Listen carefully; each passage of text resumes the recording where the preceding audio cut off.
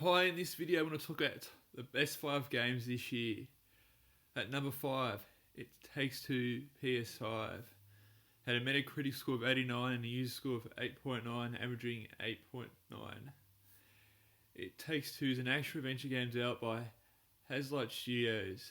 The game is released for multiple platforms. The game is similar to A Way Out, as there is no single-player option. You can only play through local or online split screen between 2 players. It Takes Two also won the Game of the Year this year. It Takes Two also has platformer game mechanics. Take Two consists with Cody and May, a married couple. They were thinking on getting a divorce after Cody argues with May about working all the time. After talking to their daughter, Rose, about divorcing, Rose takes her dolls, which look similar to her parents, into the family shed and tries to repair their relationship by play acting. The parents find that they are trapped inside the dolls' bodies in consequence of T landing on the dolls. Dr. Hakim tells May and Cody that he has been given the job of trying to fix their relationship as they try to reach Rose.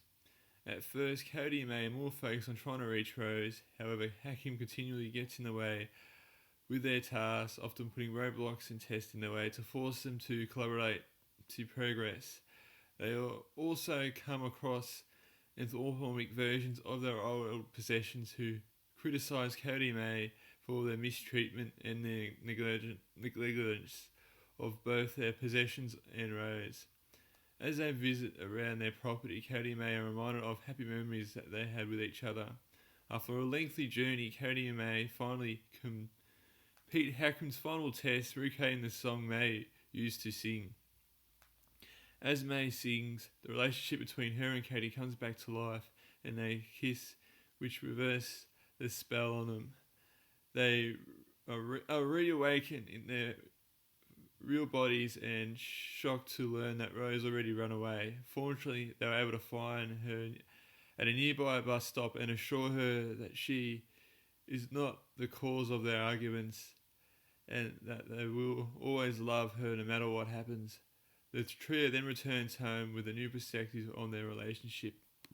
At number 4, we have Tetris Effect Connected. Tetris Effect Connected is a title matching puzzle game which is developed by Japanese studios Monsters, Risen on Air, and published by Enhanced Games.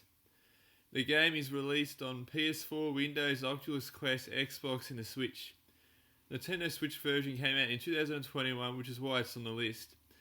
The Connection version, which includes all new cooperative multiplayer mode, as well as a new competitive mode, 11 different game modes categorized into 4 groups: in Marathon, Shield Marathon, Quick Play, and Mystery Mode. The multiplayer mode includes ranked, friend, local match, and sub modes are available for each. There is also crossplay, so you can play with someone on another platform.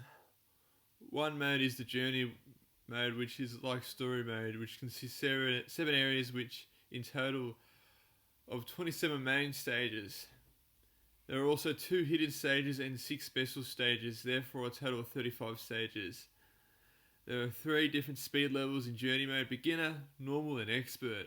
Overall, this is a fantastic game which is suitable for all types of players, whether you're new to Tetris or veteran of old school Tetris. There's enough content to keep everybody happy. At number 3, we've got Forza Horizon 5 on the Xbox Series X. Forza Horizon 5 is an open world racing game that is developed by Playground Games and published by Xbox Game Studios. It launched to over 10 million players in the first week of full availability.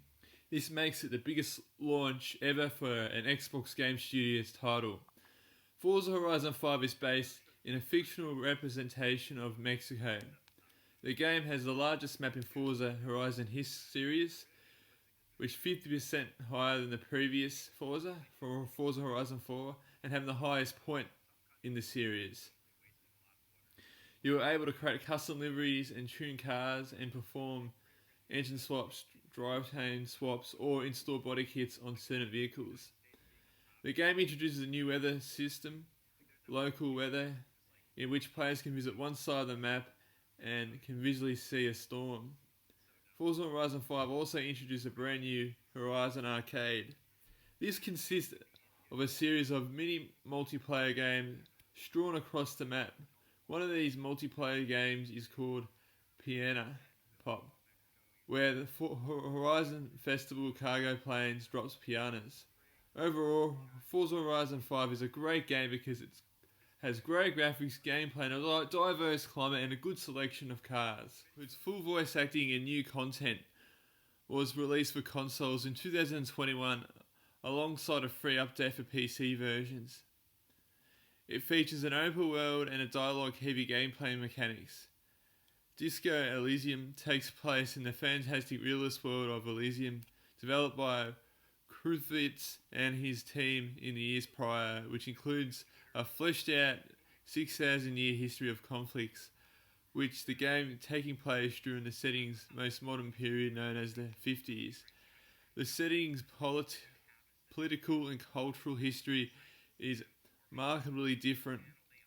Events in the game take place in the fictional city of Reverhole on the Islewa of Ishlun, specialised in Martinez, a district plagued by poverty, crime and corruption. You wake up in a trash, hostile room with a severe hangover and no memory of his own identity. The player character gradually learns that he is a decorative RMC detective. Overall, people like this game because it has a good story, narrative and driven, has good gameplay, and makes the players feel emotional. And finally, at number 1, we have The House in Fata Monaga on the Nintendo Switch. The House in Fata Monaga is a visual novel game developed by Novotel. The game has a good story and music, characters and atmosphere, which is why people love this game. It's able to develop emotional connection with the characters and the environment around them. And I'm shocked that this game was number 1. I wouldn't have thought a visual novel would be up this high, because most people really don't pay attention to this sort of style of games, but here it goes, it's number 1. So there it is. What is your favourite game this year? There's a few others that missed out in a difficult year to develop and produce games, and it's just been a difficult year overall.